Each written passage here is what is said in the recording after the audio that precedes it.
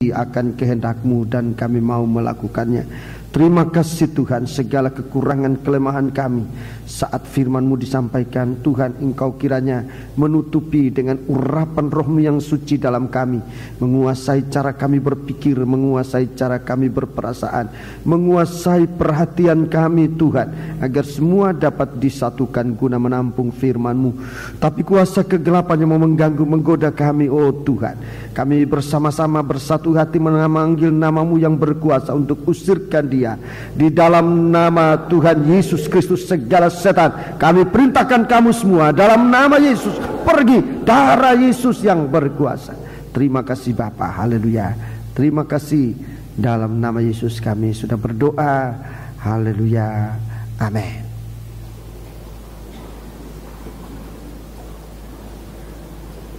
Sidang jemaat yang dikasihi Tuhan, saya menyampaikan selamat pagi, salam sejahtera bagi kita sekalian dan bagi saudara-saudara sekalian yang dalam kesempatan ini bersama kami datang dari manapun, dari negara tetangga, dari negara sahabat, dari negara-negara manapun, juga saudara-saudara kita yang datang dari luar kota Surabaya ataupun mungkin dari luar Pulau Jawa yang kebetulan berada di kota Surabaya karena sesuatu urusan pekerjaan ataupun karena musim libur sekarang ini. Saya menyampaikan selamat datang di tengah-tengah kami untuk berbakti bersama-sama memuliakan nama Tuhan. Kami senang bertemu dengan saudara-saudara sekalian, dan biarlah dalam perjumpaan ini hanya Tuhan yang diketengahkan menjadi pusat perhatian kita bersama. Kami percaya saudara semua datang dalam keadaan sehat-sehat, dalam keadaan dipeliharakan oleh Tuhan. Puji Tuhan. Dan selama saudara berada di Surabaya, jika memungkinkan saudara senantiasa bersama kami dalam kebaktian-kebaktian yang akan datang. Kami benar-benar sangat mengucap syukur kepada Allah dan menantikan kedatangan saudara-saudara sekalian. Puji Tuhan. Saudara-saudara kekasih dalam Tuhan Yesus Kristus, kita sedang berada pada hari-hari akhir di mana kita melihat banyak guncangan, banyak hal-hal yang aneh-aneh terjadi. Tapi sebagaimana doa yang kita naikkan tadi bersama, sekalipun dalam suasana apa kita berada, tapi supaya kita jangan melupakan Tuhan. Memang di suatu waktu kita mungkin sangat berduka cita, sangat menangis dan sebagainya. Di suatu waktu kita bersuka cita, tapi lagi kita jangan melupakan di dalam setiap keadaan kita jangan melupakan Tuhan. Tuhanlah yang terutama. Puji Tuhan. Mari kita akan segera masuk dalam firman Tuhan. Kita akan menggunakan waktu ini dengan sebaik-baiknya. Dalam kitab Wahyu sekarang Fatsal yang ke-7. Kitab Wahyu Fatsal yang ke-7, saudara-saudaraku, merupakan bahagian yang sedang Tuhan sajikan bagi kita sekalian, sidang jemaat di sini terutama, dan bagi saudara-saudara yang datang, kami pun ikut mempersilahkan untuk santap bersama kami makanan rohani yang Tuhan berikan bagi kami di sini. Dalam sidang jemaat ini sekarang berada dalam kitab Wahyu. Memang dalam sistem penggembalaan di sini kita menyampaikan firman Tuhan dalam urutan-urutan setiap kebaktian dalam seminggu, dalam sebulan, semua dalam kaitan-kaitan merupakan makanan rohani yang Tuhan sajikan, dan itu sudah menjadi berkat bagi kami, dan semoga berkat ini juga menjadi berkat saudara-saudara sekalian. Kepada sidang jemaat untuk tetap mendoakan, saudara dengar kesaksian-kesaksian tadi, dari 3 kesaksian, 2 kesaksian datang dari luar sidang jemaat, 1 kesaksian dari sidang jemaat, dan kita melihat bahwa saudara-saudara kita perlu saling membantu, saling menolong, saling menjadi berkat satu dengan yang lain. Kita berada di sini, saudara-saudaraku, di tengah-tengah perjalanan iman kita. Jangan kita lupakan bahwa masih banyak saudara-saudara kita yang membutuhkan pertolongan. Makanan rohani yang Tuhan berikan kepada kita untuk kita terima dan kita benar-benar manfaatkan dengan sebaik-baiknya. Saudara sudah bisa mendengar bagaimana tadi salah satu kesaksian bahwa berkat yang saudara terima ini sudah sangat menjadi berkat bagi sidang jemaat yang tidak berada bersama kita di sini karena tempat mereka berbeda jauh dari tempat kita. Namun saudaraku, berkat ini sudah menjadi berkat bagi mereka. Alangkah ruginya kalau saudara yang mendapat prioritas pertama untuk dilayani oleh Tuhan dengan firman-Nya, tetapi malah tidak mendapat berkat. Saudara-saudaraku, baiklah kita duduk dengan tenang, ikutilah firman Tuhan. Sekata-kata kata firman Tuhan, kalau kita terima dengan iman, dengan percaya, itu akan berkuasa menolong kita dalam kesulitan ataupun akan menguatkan kita dalam kelemahan kita. Puji Tuhan. Kita akan membaca kembali, saudara-saudaraku, kitab Wahyu ini pasal 7 ayat 1 sampai dengan ayat yang ke-8. Pasal 7 ayat 1 sampai dengan ayat yang ke-8. Dalam beberapa kali kebaktian ayat ini kita sudah baca, tapi tidak harus menjadi sebab untuk tidak membaca lagi. Sebab mengulang-ulangi membaca firman Tuhan justru untuk meneguhkan iman. Saya sudah mengalami berkat mengulang-ulangi membaca firman Tuhan, dan di sana Tuhan memberikan penjelasan firman Tuhan sejelas-jelasnya. Mari ikuti pembacaan dan dengarkanlah yang akan dibacakan dengan sebaik-baiknya. Kemudian daripada itu, aku melihat 4 malaikat berdiri pada keempat penjuru bumi, dan mereka menahan keempat angin bumi, supaya jangan ada angin bertiup di darat, atau di laut, atau di pohon-pohon. Ya, suatu keheningan, suatu keadaan yang sangat mencemaskan, di mana tidak ada aktivitas dari angin. Tidak ada aktivitas dari angin. Semua angin itu teduh. Saudara-saudaraku, dikhawatirkan di saat itu untuk udara yang dihisap aja mungkin juga terlalu sulit untuk menghirup udara. Saya tidak tahu sejauh itu, tetapi yang jelas dikatakan angin tidak bertiup. Itu artinya angin tidak ada gerak sama sekali. Puji Tuhan. Ayat 2. Dan aku melihat seorang malaikat lain muncul dari tempat matahari terbit. Ia membawa materai Allah yang hidup, dan ia berseru dengan suara nyaring kepada keempat malaikat yang ditugaskan untuk merusakkan bumi dan laut. Katanya, janganlah merusakkan bumi atau laut atau pohon-pohon sebelum kami memeteraikan hamba-hamba Allah kami pada dai mereka. Dan aku mendengar jumlah mereka yang dimeteraikan itu 144.000 yang telah dimeteraikan dari semua suku keturunan Israel. Dari suku Yehuda 12.000 yang dimeteraikan, dari suku Ruben 12.000, dari suku Gad 12.000, dari suku Asir 12.000, dari suku Naftali 12.000, dari suku Manasye 12.000, dari suku Simeon 12.000, dari suku Lewi 12.000, dari suku Isakar 12.000, dari suku Sebulon 12.000, dari suku Yusuf 12.000, dari suku Benyamin 12.000. Iya, terima kasih. Dalam ayat ini disebutkan 144.000 yang dimeteraikan.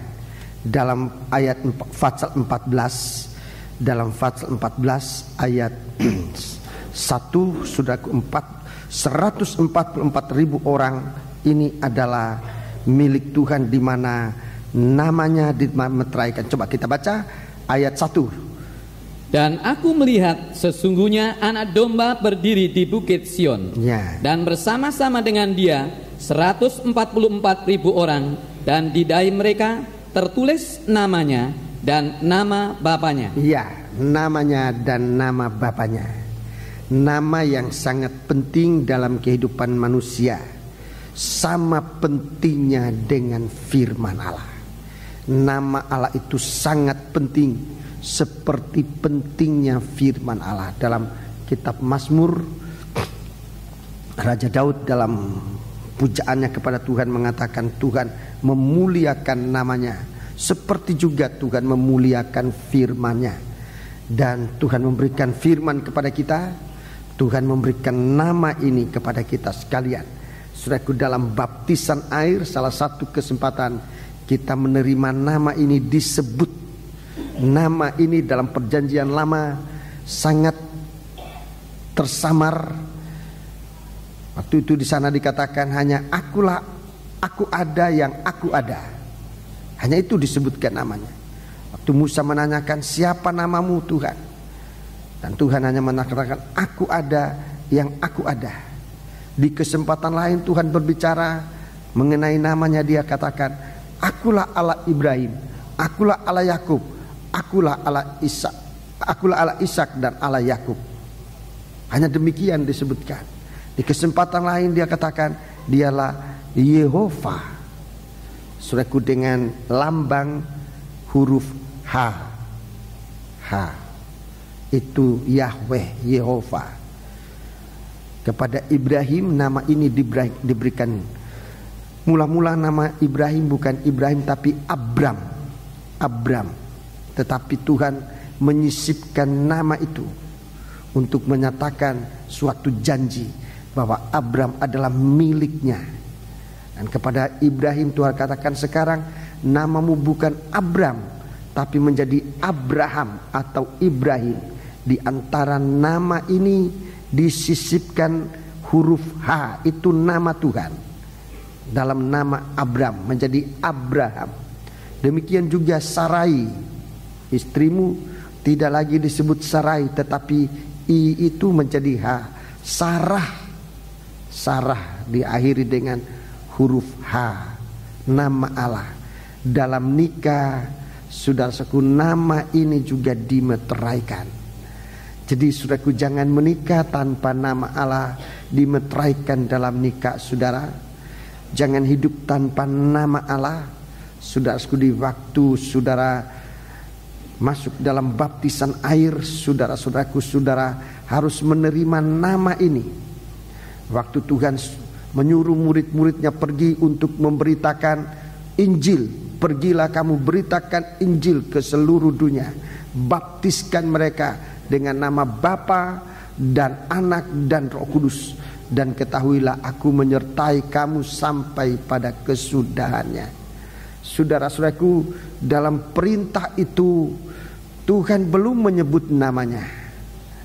Sebab waktu kebangkitannya dari antara orang mati, kemudian dia mengutus murid-murid ini, dan dalam praktik murid-murid membaptiskan orang, mereka mendapat nama, menyebut nama ini pada setiap kali pembaptisan.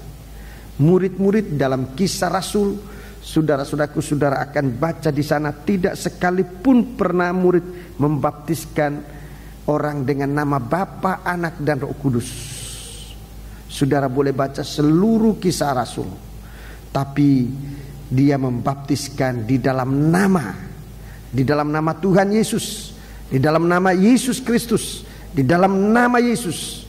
Dan bagi kita di akhir zaman ini, para utusan-utusan di akhir zaman ini, saudara-saudaraku, membaptiskan orang di dalam nama, perhatikan, Allah Bapa, Anak laki-laki dan Roh Kudus, yaitu Tuhan Yesus Kristus. Sebab ini meterai. Ini meterai.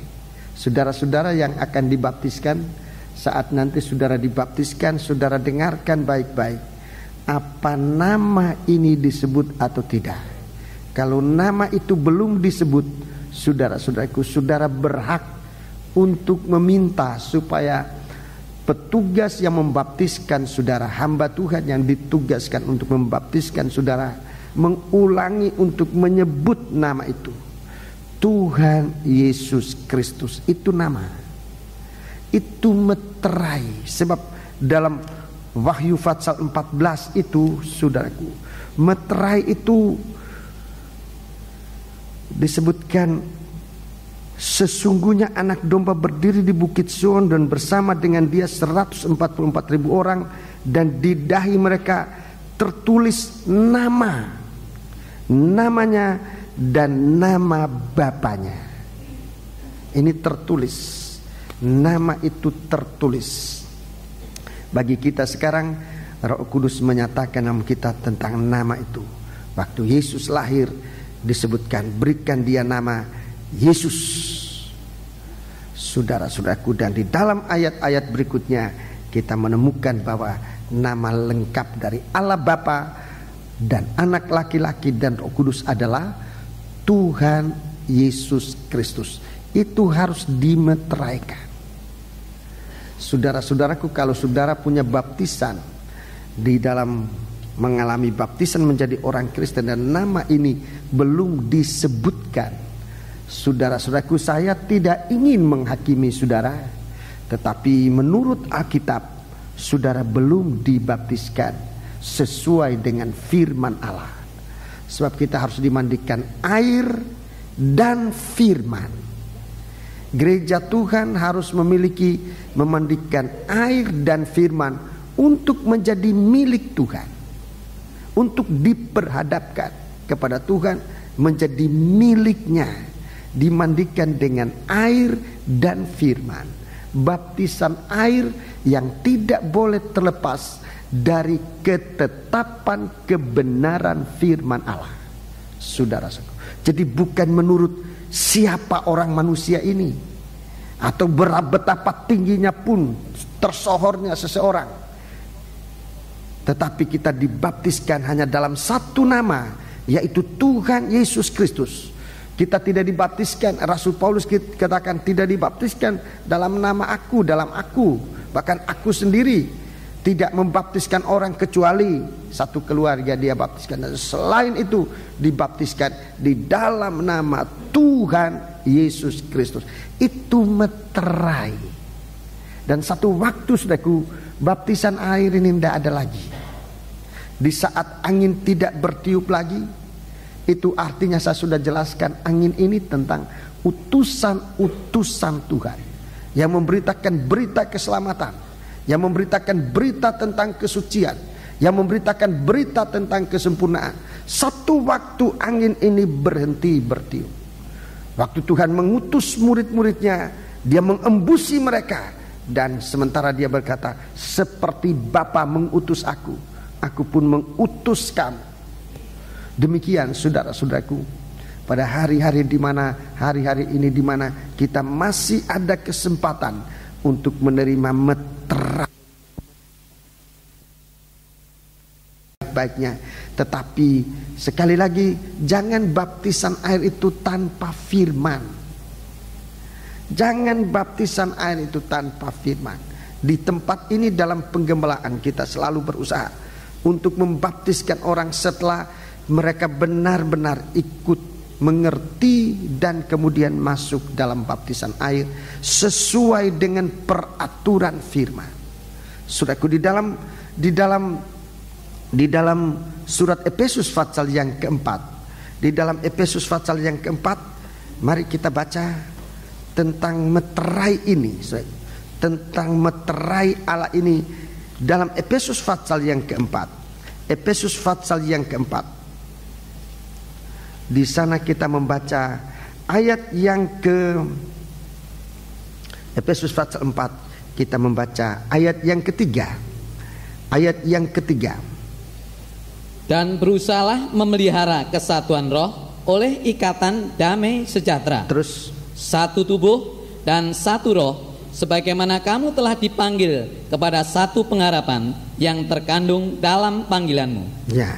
Satu Tuhan, satu iman, satu baptisan, satu Allah dan Bapa dari semua, Allah yang di atas semua dan oleh semua dan di dalam semua. Ya, ini suatu kesatuan tubuh Kristus, satu gereja Tuhan yang satu gereja Tuhan yang besar, yang suci, yang sedang dirindukan oleh seluruh gereja yang ada di dunia ini. Merindukan satu waktu akan ada satu gereja yang satu kesatuan, dan kesatuan ini kita lihat di sini. Suatu kesatuan yang begitu hebat, dan di dalam suatu kesatuan ini disebutkan dalam gereja Tuhan hanya ada satu baptisan. Hanya ada satu baptisan. Dan sekarang yang sangat kita prihatinkan bahwa justru di dalam gereja sekarang paling banyak macam baptisan. Paling banyak baptisan. Padahal di sini disebutkan supaya kita satu Tuhan, satu iman, satu baptisan, satu Allah dan Bapa dari semua, Allah yang di atas semua dan oleh semua dan di dalam semua. Saudara-saudaraku, ada banyak kita sudah mungkin sudah satu Allah, satu Bapa. Tetapi di dalam baptisan gereja-gereja Tuhan bermacam-macam. Dan ini saudara-saudaraku yang kita harus ingat sekarang, dan saya menyampaikan kepada sidang jemaat, kepada saudara sekalian, masalah baptisan masalah yang paling rawan di tengah-tengah sidang jemaat. Terjadinya banyak pertengkaran mengenai baptisan. Dalam banyak kali saya menyampaikan firman Allah di mana-mana, saudara-saudaraku, kalau sudah mulai masuk dalam baptisan, seringkali saudara-saudaraku ini sudah menimbulkan suatu gejolak. Dan kalau kita tidak waspada dengan kebenaran firman, maka ini akan sangat merugikan. Itu sebabnya saudara perhatikan kata Alkitab, bukan katanya manusia siapa, bukan katanya pendeta Pong, bukan, tapi katanya Alkitab. Dalam gereja Tuhan adalah satu baptisan. Itu gereja Tuhan. Ini kesatuan yang disebutkan di sini adalah kesatuan tubuh Kristus.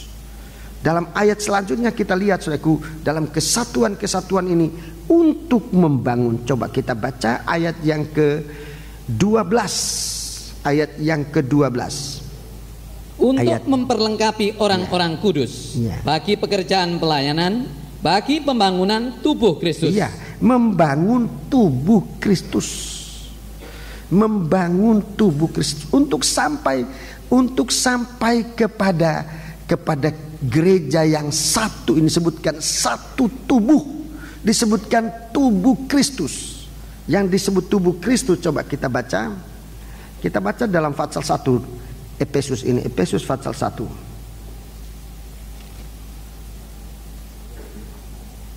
ayat 22 dan 23. Ayat 22 dan 23. Dan segala sesuatu telah diletakkannya di bawah kaki Kristus. Ya, segala sesuatu ditaruh di bawah kaki Kristus.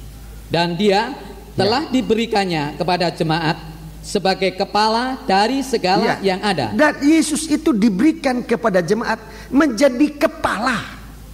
Kristus itu menjadi kepala. 23. Jemaat yang adalah tubuhnya. Jemaat itu tubuhnya, yaitu kepenuhan Dia yang memenuhi semua dan segala sesuatu. Coba kita lihat hubungan antara Kristus dan sidang jemaat. Kristus itu kepala. Kristus itu kepala. Jemaat itu tubuh. Kristus itu kepala, jemaat itu tubuh. Sekarang bagaimana mengenai baptisan? Bagaimana mengenai baptisan? Apa kita mengikut baptisan seperti Yesus dibaptis sebagai kepala? Atau kita sebagai tubuh membuat baptisan sendiri? Yesus dibaptiskan cara ini, kemudian tubuh baptiskan cara lain. Dan itu jelas tidak mungkin. Seperti kepala dibaptiskan, demikian juga tubuh dibaptiskan. Jadi kalau tubuh ini belum dibaptiskan seperti kepala dibaptiskan, itu berarti belum mempunyai baptisan. Sebab di dalam tubuh Kristus hanya ada satu baptisan, tidak ada baptisan yang lain, yaitu baptisan yang seperti ada pada Yesus Kristus. Dan itu memang Tuhan katakan, Markus pasal 10. Markus pasal 10. Jadi baptisan ini saya tidak mau memaksakan kepada orang, tetapi supaya kita melihat, jangan kita terlengah seakan kita sudah dimeteraikan dalam baptisan. Jelas dalam kitab Wahyu, meterai itu adalah meterai penyebutan nama. Kalau Bapa itu bukan nama. Dibaptiskan dalam nama Bapa. Bapa siapa? Kalau saya berseru, hei Bapak datang, tidak ada Bapak yang akan datang. Sebab Bapak itu banyak. Tapi kalau saya katakan, hei Bapak Ali atau Bapak Ahmad, nah datanglah Bapak Ahmad itu. Sebab Ahmad itu namanya Bapak itu, atau Ali itu namanya, atau Yohanes itu, atau siapa saja. Banyak nama di dunia ini, menurut budaya, menurut pengertian masing-masing. Ada banyak nama, dan nama itu masing-masing mempunyai arti yang harus kita saling menghargai. Apalagi nama di atas segala nama. Allah menghargai firman-Nya seperti menghormati namanya. Dan kalau dia bicara dalam firman, saudara-saudaraku, nama ini diangkat oleh Tuhan. Itu sebabnya biar kita perhatikan tentang meterai menjadi milik Dia. Tentang kita dimeteraikan dalam nama ini, saudaraku. Supaya dalam baptisan kita, saudaraku, bukan baptisan karena tradisi, karena ikut-ikutan, saudara-saudaraku, tetapi karena kita merindu menjadi milik Tuhan, kita masuk dalam baptisan karena satu kesatuan tubuh Kristus untuk menerima Dia. Dan kita percaya, sudah kita menerima nama itu dalam nama Bapa dan Anak dan Roh Kudus, yaitu Tuhan Yesus Kristus. Itu nama. Bapa, Anak itu bukan nama, saudara-saudara. Itu bukan nama. Nama Bapa itulah Tuhan, nama Anak itulah Yesus, nama Roh Kudus itulah Kristus, Tuhan Yesus Kristus. Itu baptisan. Coba kita membaca dalam Injil Markus pasal 10. Injil Markus pasal 10 ayat yang ke-39. Jawab mereka, kami dapat. Iya, kami dapat. Yesus berkata kepada mereka, memang kamu akan meminum cawan yang harus kuminum. Kamu minum cawan yang akan kuminum, dan akan dibaptis dengan baptisan yang harus kuterima. Dan akan dibaptis dengan baptisan yang harus kuterima. Tidak ada baptisan lain yang ditunjuk oleh Tuhan kecuali baptisan seperti aku dibaptiskan. Saudara-saudaraku, sekali lagi saya tidak ingin menghakimi sekian banyak cara baptisan di dalam gereja Tuhan sekarang ini. Tapi saya harus berkewajiban menyatakan, saudaraku, yang mungkin belum diperhatikan oleh saudara-saudara kita sekalian, mengenai ayat-ayat yang sangat penting, saudaraku, mengenai baptisan. Pentingnya baptisan dalam penyebutan nama. Waktu murid sudah dipenuhkan dengan Roh Kudus dan mereka memberitakan Injil, saudara-saudaraku. Mereka memberitakan Injil, dan salah satu yang memberitakan Injil adalah Petrus dan orang-orang yang sudah percaya kepada Yehova. Orang-orang yang sudah percaya kepada Yehova. Itulah orang Yahudi, orang Israel. Mereka mendengar firman Allah, dan apa yang mereka katakan? Tuan-tuan, saudara-saudara dan tuan-tuan sekalian, apa yang harus kami lakukan? Apa kata Petrus? Hendaklah kamu percaya dan memberikan dirimu dibaptis. Hendaklah kamu bertobat dan berikan dirimu dibaptis masing-masing dalam nama Yesus Kristus. Dia tidak sebut dalam nama Bapa, Anak dan Roh Kudus, sebab itu bukan nama. Nama Bapa, Anak dan Roh Kudus itulah Tuhan Yesus Kristus. Itu dalam Kisah Rasul pasal 2. Dan seluruh Kisah Rasul kita lihat murid-murid membaptiskan orang yang kemudian disebut menjadi orang-orang Kristen. Itu semua dalam nama.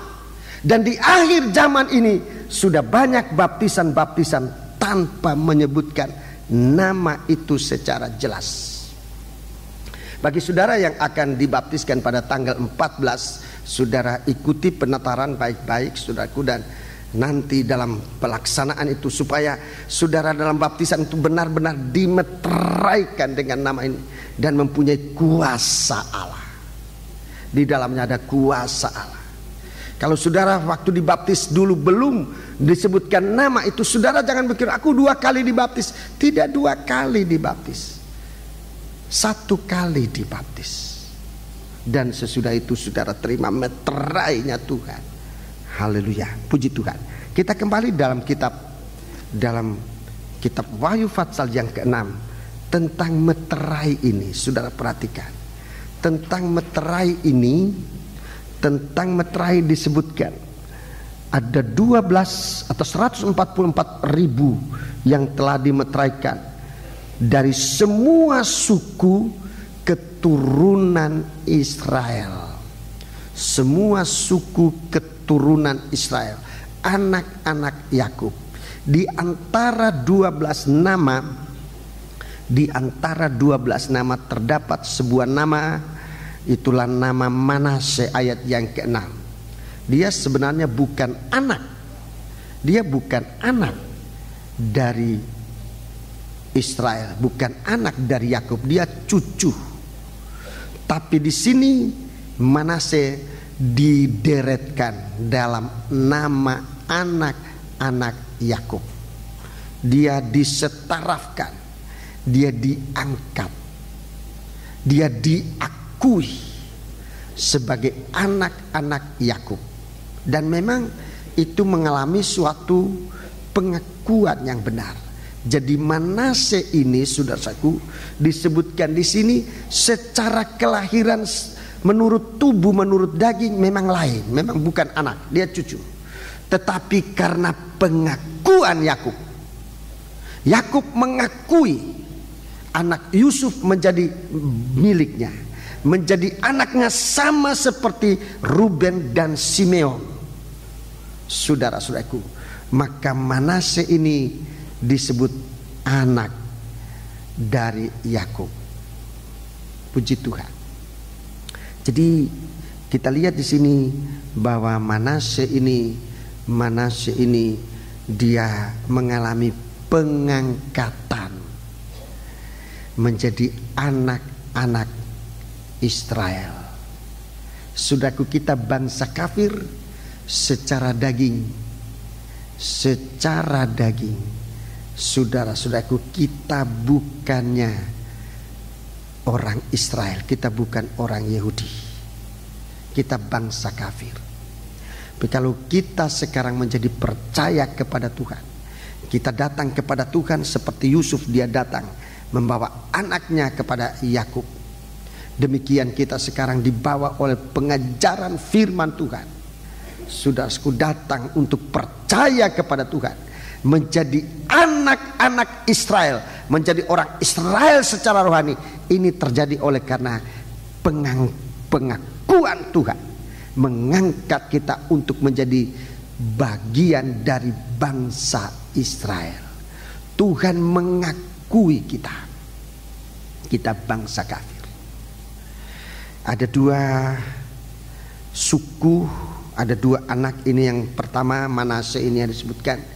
Manase ini artinya aku sudah ditolong oleh Tuhan dan melupakan segala kesengsaraan, segala keadaan lama. Mari kita baca ayat itu, saudaraku. Ayat itu lebih bagus kita baca dalam kitab Kejadian pasal 41.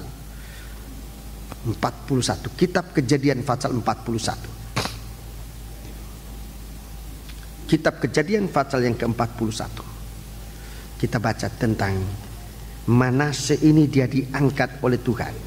Kitab Kejadian pasal ke-41.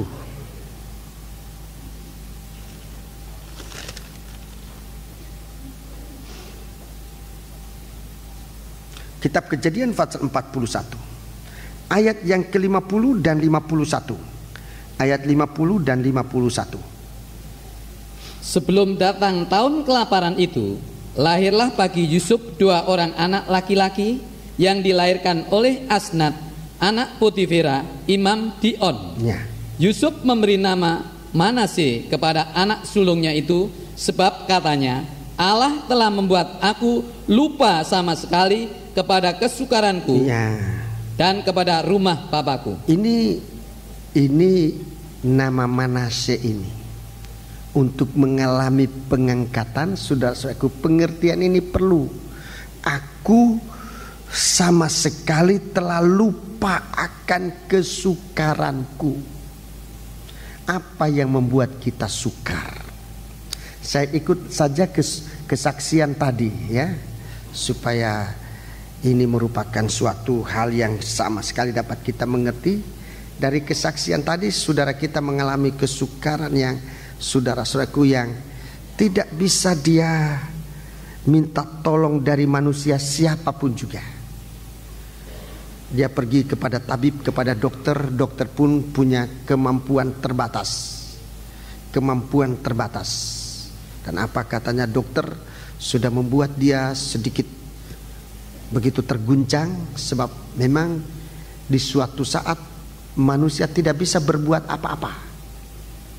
Dia cari pendeta juga tidak bisa bertemu.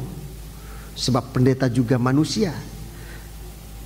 Di suatu waktu tidak bisa berbuat apa-apa. Seorang hamba Tuhan dia bisa berdoa.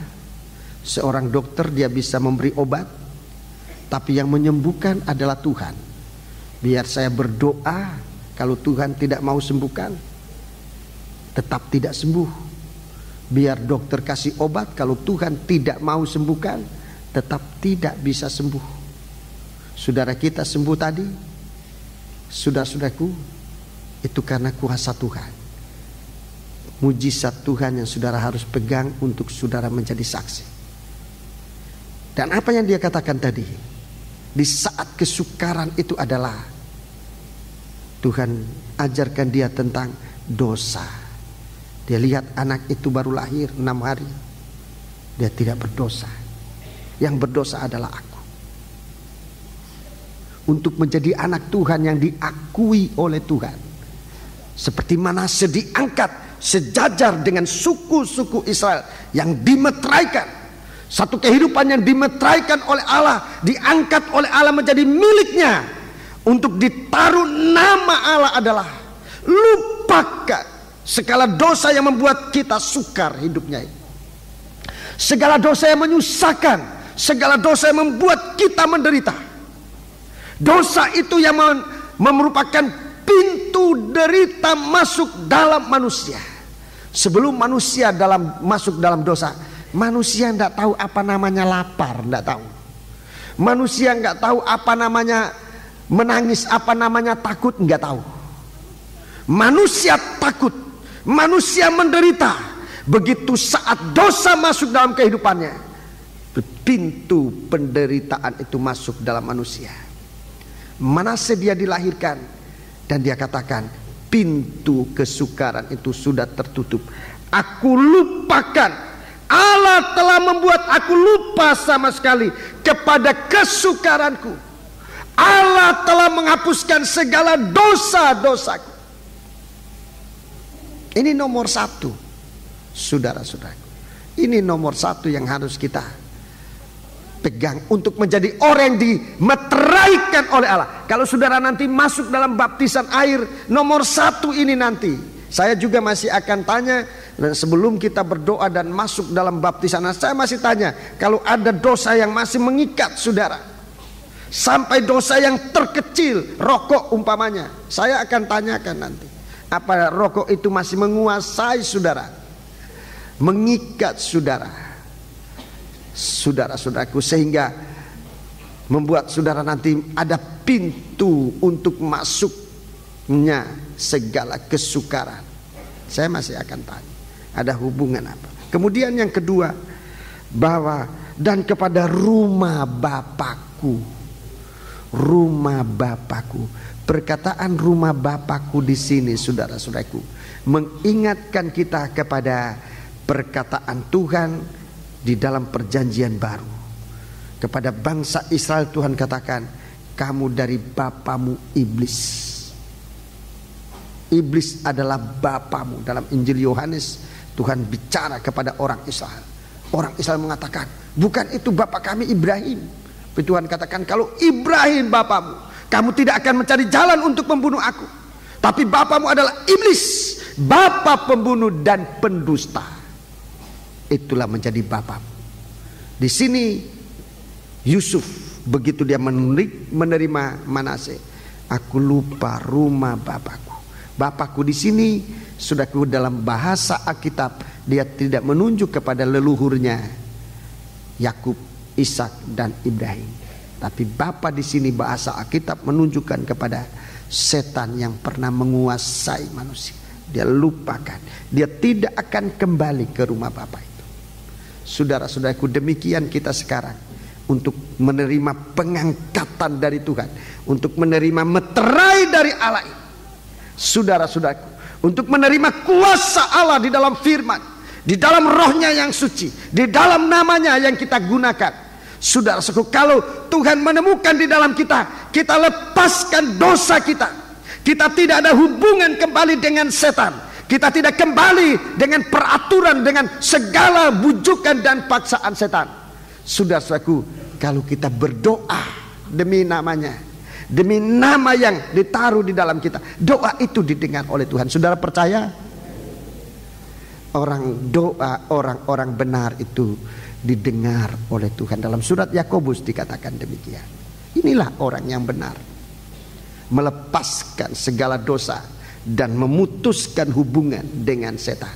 Saudara nanti dimeteraikan oleh Tuhan, menjadi miliknya dengan memberi nama dalam kehidupan kita.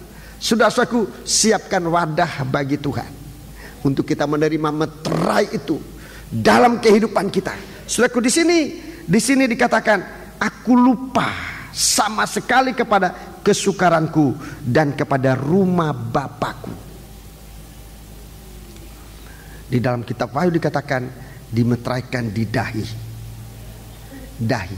Dahi yang mana? Dahi yang mana menerima meterai nama Allah ini?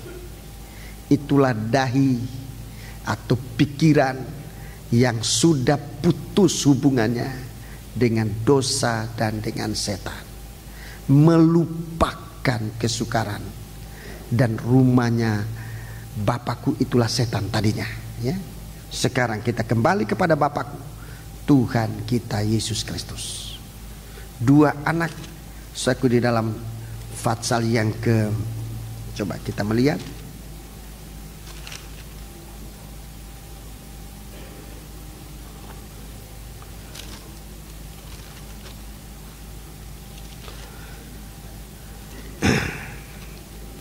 Dalam kitab Kejadian ini kita membaca dalam Fatsal yang ke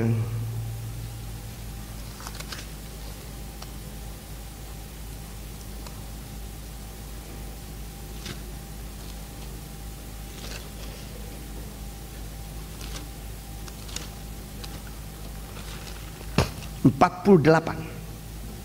Fatsal 48. Fatsal 48.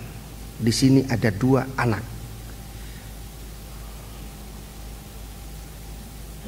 Ayat 5. Maka sekarang kedua anakmu yang lahir bagimu di tanah Mesir, sebelum aku datang kepadamu ke Mesir, akulah yang empunya mereka. Akulah yang empunya mereka.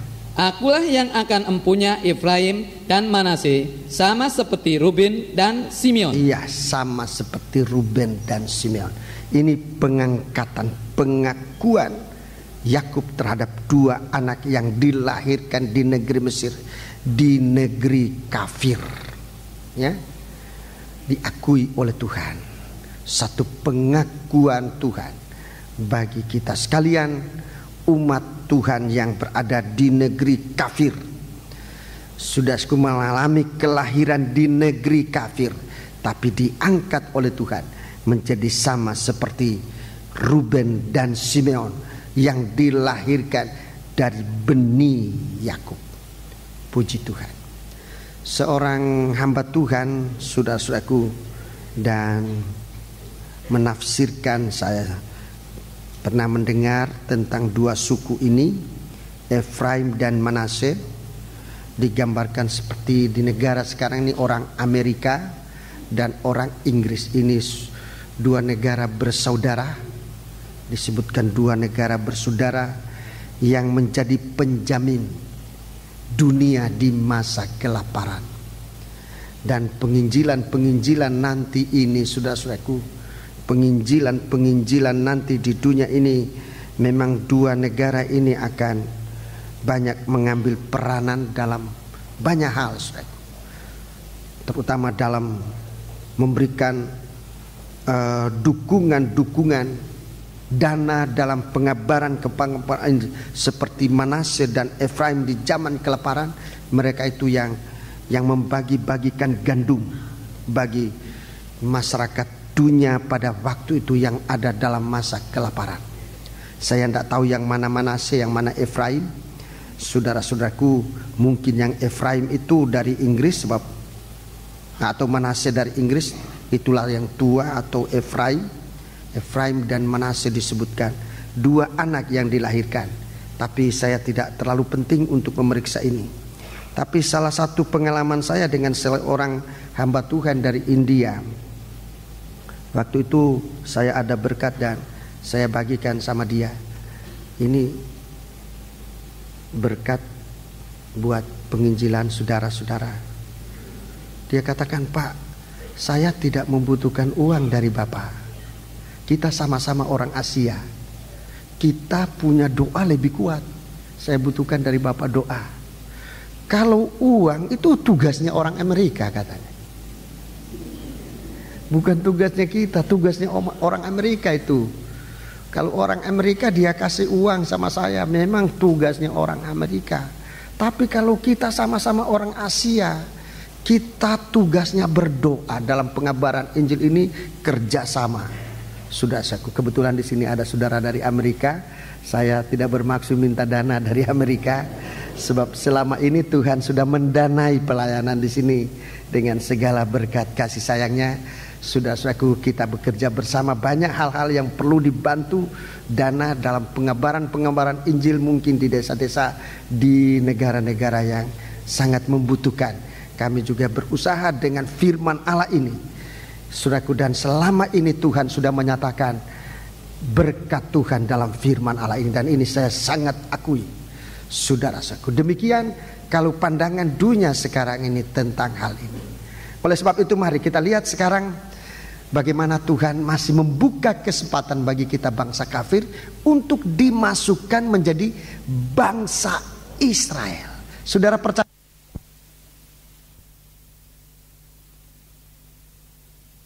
Masih diberikan kesempatan. Surat Roma pasal yang ke-11. Surat Roma pasal yang ke-11.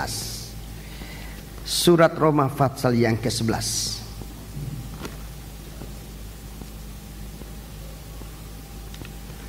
Surat Roma pasal yang ke-11. Surat Roma pasal yang ke-11. Mari kita perhatikan Surat Roma pasal yang ke-11. Bagaimana kita ini hidup sebagai bangsa yang mendapat kemurahan Allah. Kita baca, saudara boleh baca seluruh pasal ini, saudaraku, seluruh pasal ini. Tapi untuk menyingkat waktu malam pagi hari ini, kita membaca ayat ini aja. Ayat yang ke-17, mulai ayat 17. Karena itu apabila beberapa cabang telah dipatahkan, Ya.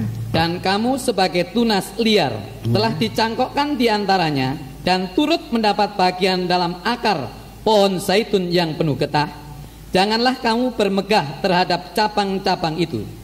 Jikalau kamu bermegah, ingatlah bahwa bukan kamu yang menopang akar itu, melainkan akar itu yang menopang kamu. Iya, jadi ada satu pohon, saudaraku, ada satu pohon zaitun yang masih bergetah, ya. Ini pohon zaitun yang masih bergetah, saudaraku.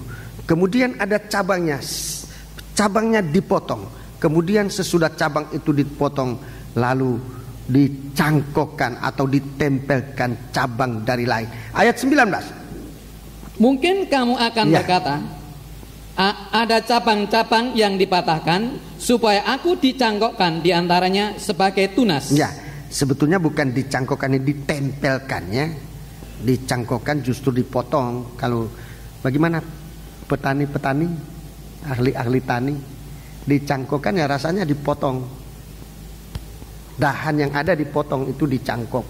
Ini bukan dicangkok, ditempelkan pada pokok. Apa namanya? Okulasi kah itu? Ya. Jadi pada pokok kita ditempelkan. Kalau dicangkokkan rasanya carang itu dipotong, ditanam di tempat lain. Ini carang dari lain ditempelkan pada pokok ini. Ini yang sebetulnya. Terus? Baiklah.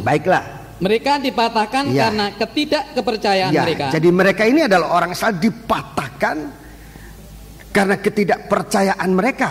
Terus, Dan kamu tegak tercacah karena iman. ya ini yang betul, kamu tegak tercacah karena iman. Terus, Janganlah kamu sombong, janganlah kamu sombong. tetapi takutlah. Sebab Ya. kalau Allah tidak menyayangkan cabang-cabang asli, Iya. Ia juga tidak Ya. akan menyayangkan kamu. Iya, terus, Sebab itu perhatikanlah kemurahan Allah dan juga kekerasannya, iya, yaitu kekerasan atas orang-orang yang telah jatuh, tetapi atas kamu kemurahannya, iya, yaitu jika kamu tetap dalam kemurahannya, jika tidak, kamu pun akan dipotong iya. juga. Perhatikan. Jadi kita ini hanya ditempelkan. Kita ini hanya ditempelkan. Sebenarnya kita tidak punya bagian dari pokok itu. Kita ini bukan turunan Ibrahim, Ishak dan Yakub. Kita bukan dari pokok itu.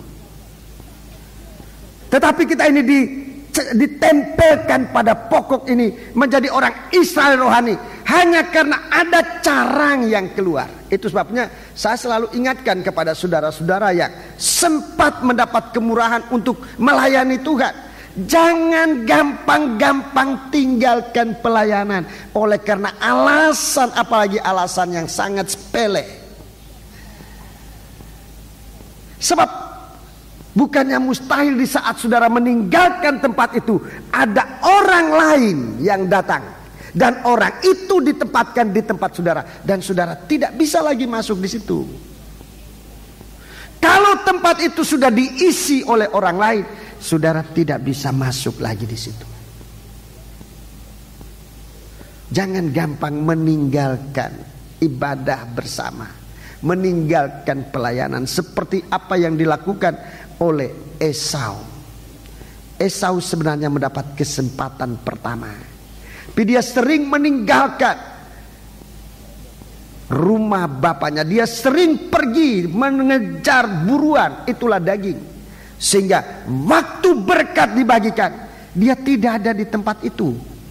Yakub yang selalu setia di dalam rumah ayah dan ibunya, ialah yang menerima berkat. Jangan gampang meninggalkan.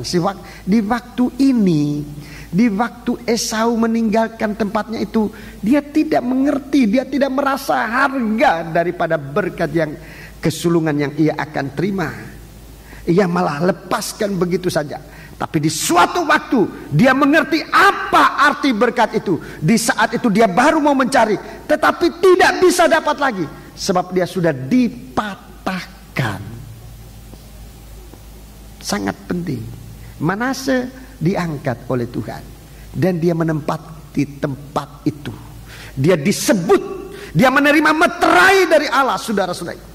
Sehingga biar kita memperhatikan setiap kali kesempatan, kita bangsa kafir ini bisa menjadi percaya. Dengarkan saudaraku, kita bangsa kafir ini bisa menjadi percaya kepada Yesus Kristus hanya karena ada orang Israel yang menjadi tidak percaya kepada Yesus Kristus. Hanya itu. Seandainya orang Israel itu tetap setia, tidak menjadi keras hati, tidak menolak Yesus Kristus, kita bangsa kafir ini tidak punya bagian, tidak bisa menjadi percaya. Soal percaya ini, saudaraku, jangan saudara pikir percaya ini datangnya dari diri sendiri. Keliru, saudara. Oh, percaya ini diberikan oleh pendetaku, juga keliru. Oh, percaya ini diberikan oleh ayah dan ibuku, keliru. Percaya itu pemberian Tuhan nomor satu kepada bangsa Israel. Dia adalah keturunan Ibrahim. Tetapi orang Israel sudah menyia-nyiakan kesempatan itu. Dan kesempatan yang disia-siakan oleh orang Israel ini kita sudah gunakan. Kita menjadi percaya kepada dia. Tapi Rasul Paulus ingatkan, tetapi kamu jangan sombong. Kata Rasul Paulus, ini nasihat orang tua. Kamu jangan sombong. Kalau orang Israel aja bisa dipatahkan, mereka itu cabang asli. Kalau mereka itu bisa dipatahkan, Terlebih lagi kamu yang bukan jarang yang asli. Kalau Tuhan pakai kita, saudaraku, jangan membanggakan diri, menyombongkan diri, merasa berjasa bahwa kita menjadi anggota gereja Tuhan. Ini yang selalu saya tangisi dalam doa, bahwa masih terdapat banyak di antara orang Kristen untuk masuk gereja saja merasa berjasa, sudah masuk gereja, tidak tahu berjasa kepada siapa. Berjasa pada Tuhan mungkin dia pikir. Kita masuk gereja bukan kita berjasa kepada Tuhan. Kita hanya menerima kemurahan Tuhan, rahmat Allah yang tetap mau bersabar saat kita berbuat dosa. Itu rahmat Allah yang Tuhan berikan kepada kita. Gunakan rahmat itu untuk menerima iman dari Tuhan yang menempelkan kita menjadi carang pada pokok yang benar itu. Puji Tuhan. Dan ini saudaraku yang Tuhan rindukan, sehingga kita nanti tidak lagi disebut sarang zaitun, tetapi sudah merupakan satu pokok yang sama seperti Dia. Haleluya. Begitu cermat Tuhan membuat kita menjadi sama seperti Dia lewat korbannya. Ayat 25. Ayat 25. Ayat 25. Sebab saudara-saudara, supaya kamu jangan menganggap dirimu pandai. Iya. Aku mau agar kamu mengetahui rahasia ini. Rahasia ini. Sebagian dari Israel telah menjadi tegar, sampai jumlah yang penuh dari bangsa-bangsa lain telah masuk. Sebangsa lain, sebut aja bangsa kafir, langsung aja ulangi. Sebagian dari Israel telah menjadi tegar, sampai jumlah yang penuh dari bangsa kafir telah masuk. Iya. Jadi saudaraku, sebagian dari Israel ini gugur dan tempat itu diisi oleh bangsa kafir. Jumlahnya sama. Jumlahnya sama. Saudara-saudaraku, Tuhan berikan kepada kita kesempatan untuk berada dalam tubuh Kristus ini, dalam Israel yang rohani. Haleluya. Sebab itu gunakanlah kesempatan ini. Dalam ayat yang ke-28, ayat yang ke-28. Mengenai Injil, mereka adalah setru Allah oleh karena kamu. Iya, mengenai Injil, orang Israel ini setru Allah oleh karena kamu. Tetapi mengenai pilihan, mereka adalah kekasih Allah oleh karena nenek moyang. Iya, tapi mereka itu tetap dikasihi oleh Allah sebab janji Tuhan kepada nenek moyang mereka.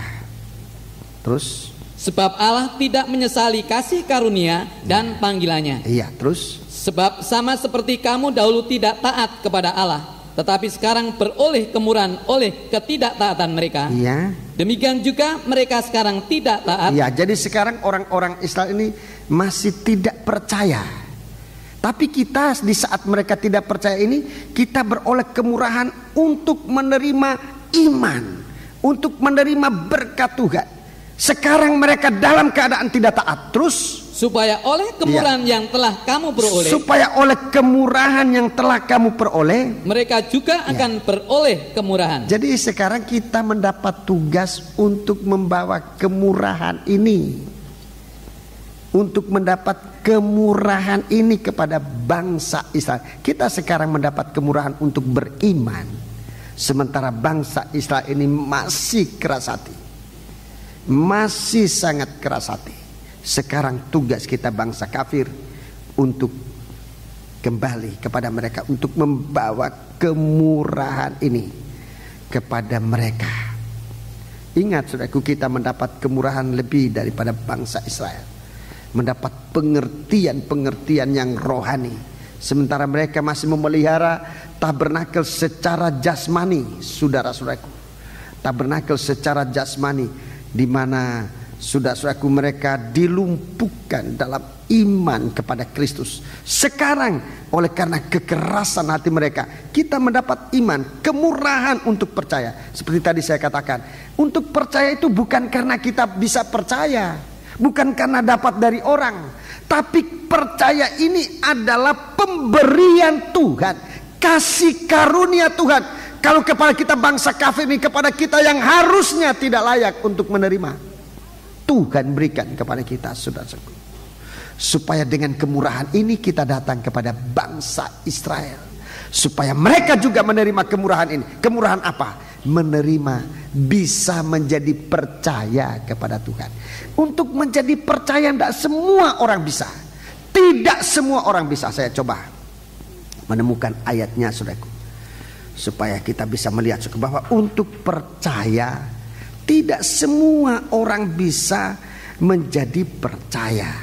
Dan kalau kita bisa menjadi orang percaya, ini semua adalah hanya kemurahan Tuhan.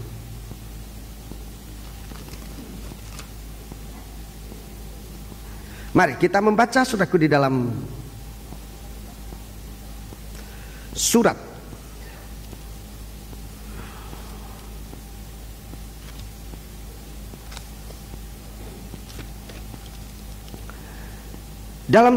Tesalonika. Surat Tesalonika yang kedua pasal 3. Surat Tesalonika pasal 2 pasal 3. Surat 2 Tesalonika pasal 3. 2 Tesalonika pasal 3. Ayat 3. Ayat 1 dan 2. Ayat 1 dan ayat yang kedua. Selanjutnya, saudara-saudara, berdoalah untuk kami supaya firman Tuhan beroleh kemajuan dan dimuliakan. Ya. Sama seperti yang telah terjadi di antara kamu. Iya. Dan supaya kami terlepas dari para pengacau dan orang-orang jahat. Iya. Sebab bukan semua orang beroleh iman. Bukan semua orang beroleh iman.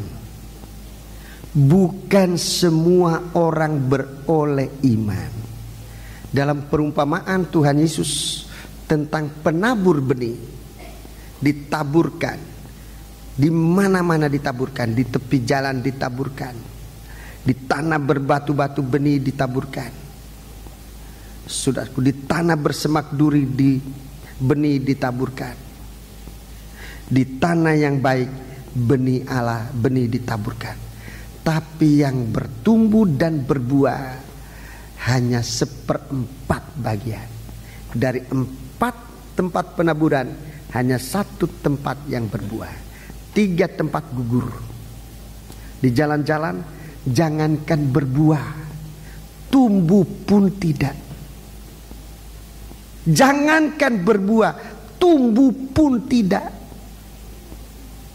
Kemudian yang berada di tanah yang berbatu-batu, begitu jatuh cepat tumbuh, tapi tidak tahan sebab tidak berakar, tidak sampai berbuah. Tumbuh sebentar langsung layu, tidak sampai berbuah. Yang ketiga, di tanah yang punya semak duri banyak, dia tumbuh merana bertahun-tahun, tapi akhirnya mati juga tanpa buah. Menjadi orang Kristen beriman, saudara-saudaraku, itu kemurahan Tuhan. Supaya semua kita ini, saudara-saudaraku, perhatikan, membuka hati kita, bukan menjadi suatu tempat penaburan yang akan gugur, tidak berbuah, tapi supaya kita berbuahkan iman, nomor 1.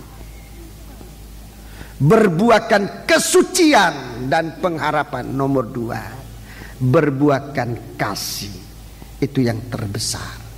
Ini buah-buah penaburan firman. Ini buah penaburan firman yang bisa kita terima kalau hati kita baik. Itu merupakan kemurahan Allah. Sekali lagi, hanya kemurahan Allah. Kalau penaburan itu sempat mengeluarkan buah iman, buah yang berpadanan dengan tobat, kata Nabi Yesaya saat ia membaptiskan orang.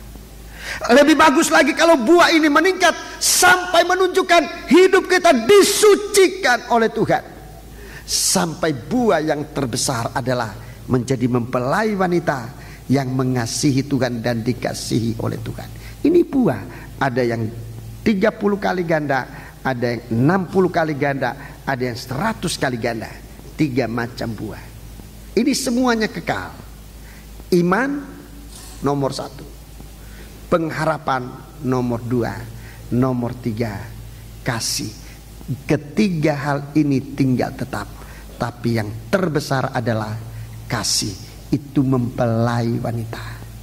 Perkembangan kita berbuah untuk menjadi disebut milik Tuhan, dimeteraikan oleh Allah dengan meterai namanya.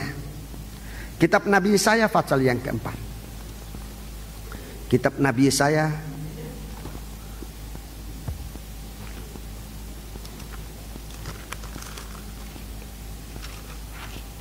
pasal yang keempat.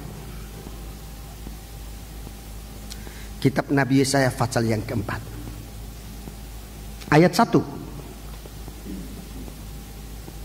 Kitab Nabi Yesaya pasal 4 ayat 1. Pada waktu itu 7 orang perempuan akan memegang seorang laki-laki serta berkata, Ya. kami akan menanggung makanan dan pakaian kami sendiri. Ya. Hanya biarlah namamu dilekatkan kepada nama kami, ambillah aib yang ada pada kami. Ya. Ini nubuat. Ini nubuat keadaan akhir zaman. Nubuat keadaan akhir zaman. Pada akhir zaman akan ada 7 perempuan. Akan ada 7 perempuan memegang seorang laki-laki. 7 perempuan ini, saudaraku, dalam kitab Wahyu kita menemukan 7 sidang jemaat. Semua dalam keadaan punya kekurangan. 7 sidang jemaat semua punya kekurangan. Akan berpegang pada seorang laki-laki. Laki-laki inilah Yesus Kristus. Rasul Paulus mengatakan kepada jemaat Korintus, 2 Korintus pasal 11 ayat 2, 3 dan 4. Aku menghadapkan kamu kepada sebagai seorang wanita, sebagai seorang gadis yang suci, kepada seorang pria, itulah Yesus Kristus, mempertunangkan kamu. Saudaraku, gereja Tuhan dibagaikan gadis-gadis. Lihat bagaimana harusnya kita beribadah pada hari-hari ini. Lihat bagaimana kita harusnya beribadah pada hari. Apa ibadah kita ini? Ibadah yang sesuai dengan zamannya atau tidak? Apakah kita ini benar-benar sudah maju di dalam ibadah kita? Lihat bagaimana tujuan kita beribadah. Di sini 7 wanita datang kepada pria ini, datang kepada Yesus. Apa yang mereka minta? Berikan, lekatkan namamu kepada nama kami. Meteraikan kami, meteraikan namamu pada kami, nama Bapa. Ini tujuan dari ibadah, saudaraku, yang cocok di akhir zaman. Bukan lagi ibadah untuk mencari, berikan kami apa yang harus kami makan, berikan kami apa yang harus kami minum. Di akhir zaman gereja akan mengatakan, makanan kami tanggung sendiri, pakaian kami tanggung sendiri. Hanya ini, meteraikan namamu pada kami. Ini saudaraku. Coba saudara lihat ibadah kita sekarang ini. Kalau ibadah kita ini hanya masih terbatas untuk mengejar berkat, bukan itu salah, tapi ketinggalan. Ibadah yang kita pikir kita maju dalam ibadah. Oh, aku maju, aku di sana maju. Begitu doa dapat ini, dapat itu, aku maju. Tetapi dalam kita menerima ini, menerima itu, seringkali kita berbuat dosa. Kita tidak mampu, saudaraku, menghadapi segala godaan, segala tantangan, sebab kita tidak punya kekuatan. Kekuatan dari makanan. Saya tidak tahu kalau saudara di sini ada yang tahu mengerti seberapa lama kita punya kekuatan makan. Tapi yang kalau kita punya pengalaman, makan pagi siang kita sudah lapar, makan siang sore kita sudah lapar lagi, makan sore pagi kita sudah lapar lagi. Tidak tahan. Tidak seperti kekuatan iman, tidak seperti kekuatan nama Yesus yang ditaruh dalam kita. Itu makin hari makin kita gunakan, makin kita kuat. Iman yang digunakan semakin kuat, semakin teguh. Sebab itu kalau kita diberi kesempatan untuk menggunakan iman, gunakanlah iman dengan sebaik-baik. Murid-murid sekolah Alkitab saudara dididik, diajar, dilepaskan, dilatih dari iman, meningkat kepada iman. Jangan bergantung kepada orang. saudara dirugikan. Jangan bergantung kepada makanan dan pakaian dalam pelayanan ini, dalam ibadah kita. Tetapi supaya namamu, kenapa nama ini? Untuk melepaskan segala aib, segala cacat celah yang ada pada kita. Demikian daripada dalam perjanjian baru, dalam Efesus pasal yang kelima kita membaca. Dalam Efesus pasal yang kelima kita lihat dalam baptisan air ini. Efesus pasal yang kelima kita membaca dengan jelas di sana disebutkan. Efesus pasal yang kelima ayat 25 mulai. Hai suami, kasihilah istrimu sebagaimana Kristus telah mengasihi jemaat dan telah menyerahkan dirinya baginya. Ya, menyerahkan dirinya, menyerahkan semuanya sampai dengan namanya, ya. Kalau sudah menikah, sudah nama seorang istri itu tidak lagi makai namanya sendiri, tapi nama suaminya, ya, itu yang dipakai. Menyerahkan segala, menyerahkan dirinya baginya. 26. Untuk mengkuduskannya, ya. Sesudah ia menyucikannya dengan memandikannya dengan air dan firman. Sesudah ia memeteraikan dengan memandikan dengan air dan firman. 27. Supaya dengan demikian ia menempatkan jemaat di hadapan dirinya dengan cemerlang tanpa cacat. Cemerlang tanpa cacat. Segala aib itu diambil waktu dimeteraikan. Dengarkan itu. Manase memiliki arti nama demikian. Aku melupakan segala kesukaranku dan rumah bapakku, kata Yusuf ayahnya. Begitu dia menerima, saudaraku, menerima suatu nama itu, Yusuf dia bicara begitu kuat, begitu tepat. Itu yang membuat nanti dia dimeteraikan dengan nama ayahnya. Itulah namanya Yakub, namanya Israel. Terus ulangi ayat 27. Supaya dengan demikian ia menempatkan jemaat di hadapan dirinya dengan cemerlang, tanpa cacat atau kerut, atau serupa itu, tetapi supaya jemaat kudus dan tidak bercela. Iya, itulah kerinduan dari gereja Tuhan di akhir zaman, supaya gereja Tuhan itu tanpa cacat, tanpa kerut. Apa yang ditakutkan sekarang ini, saudaraku, dalam praktek hidup sehari-hari kita mendengarkan banyak kali keluhan-keluhan terjadi dalam ibadah. Kalau ibadah ini mencari berkat-berkat jasmani, bukannya menjadi sesuatu untuk muliakan Tuhan, tetapi sudah banyak kali sudah merupakan suatu malah menjadi cacat celah. Dan kita perhatikan, sementara kalau kita mencari kehidupan, nama Tuhan dilekatkan dalam kita, maka segala aib itu dihapuskan dari kita. Itu ibadah akhir zaman. Ibadah kita akhir zaman berseru bukan lagi untuk mencari bagaimana kita diberkati oleh Tuhan, sebab berkat itu sudah disediakan oleh Tuhan. Tuhan katakan dalam Injil Matius pasal 6, semua itu Allah tahu kamu butuhkan.